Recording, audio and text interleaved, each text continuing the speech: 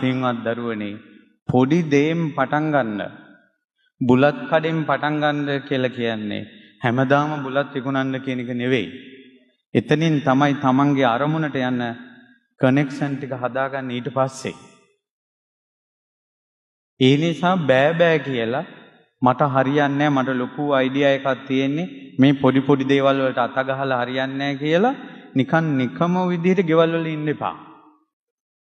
අනිත් එක තමයි දියුණු වන අයගේ දියුණු වීමේ ලක්ෂණ තියෙනවා. ওই චුල්ල සිට්ටිතුමාගේ කතාවේ දියුණු වෙන කෙනෙක්ගේ පුදුම ලක්ෂණ ටිකක් තියෙනවා. එකක් තමයි දැනුම් තේරුම් තියන අය කියන දේ පිළිගන්නවා. ඒක අත්දැක බලනවා. දැනුම් තේරුම් තියෙන අය.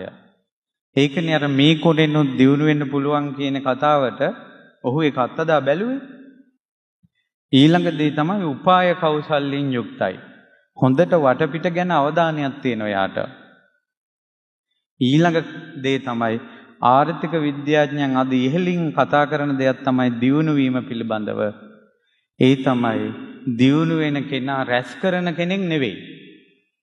දැන් ඔයාලට දියුණු වෙන්න ඕන කියලා කියනකොට ඔයාලා පොඩි ජොබ් එකක් කළා සල්ලි එකතු කරනවා. ඔය දියුණු වීමේ ලක්ෂණයක් නෙවෙයි. දියුණු වීමේ ලක්ෂණය තමයි ආයෝජනය කිරීම.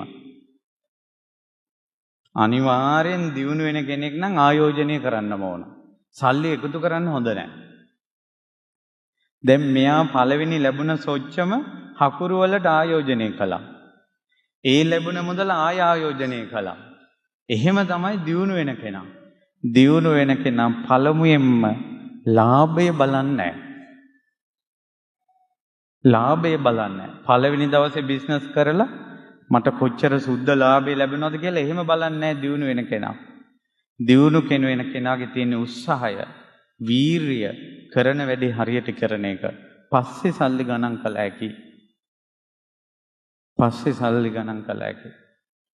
ඊළඟට තමයි යාළුවෝ හදාගන්න එක. ඊළඟ එක තමයි මිත්‍රයෝ හදාගන්න එයා තුළ තිබ්බ ලොකුම හැකියාව තමයි දන් දීම. දදම් මිත්තානි ගන්තති. උපක්‍රමශීලී බව. ඊළඟ එක තමයි කෘතඥතාවය.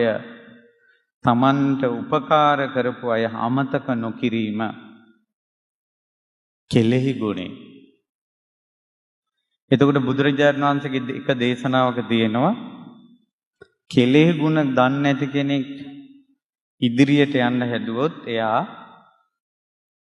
හරියට තමන්ගේ පහසුවට තියෙන පාවහන් යුගල අනිත් පැත්තට දාගත්තා වගේ කියනවා. වැරදියට පාවහන් දාගෙන යන්න හදනවා වගේ කියනවා. තමන්ට උදව් කරපු අය අමතක කරලා යන ගමන අමාරුවේ වැටෙනවමයි. අනිත් එක තමයි මෙයා තරුණයෙක් වෙලා අතට සල්ලි ලැබලා ධනවත් වීගෙන එනකොට මෙයාගේ ඇසුරට මෙයා පාප මිත්‍රයෝ ගත්තේ නැහැ. බොන අය ගත්තේ නැහැ. සල්ලාලියෝ ගත්තේ නැහැ. පාටි දාන අය ගත්තේ නැහැ. පුදුම බේරිල්ලක් මෙයා බේරුනේ. කසාද වලට කලබල වුන්නේ නැහැ.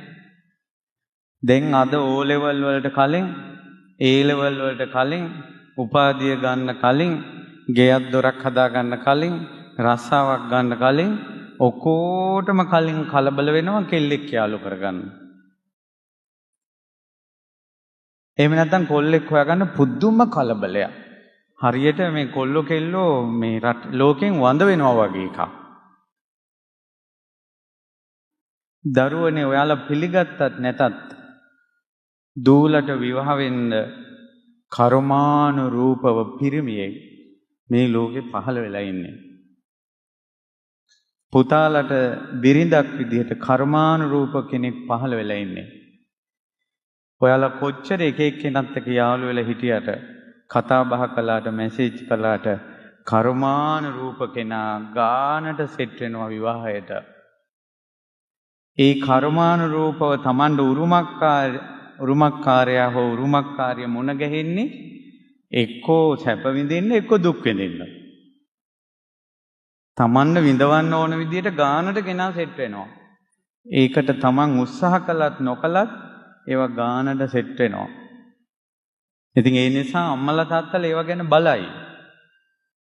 ඔයාලා ඔයාලගේ ජීවිතේ ඉහළට යන්න ආර්ථිකයෙන් ශක්තිමත් වෙන්න බලන්න.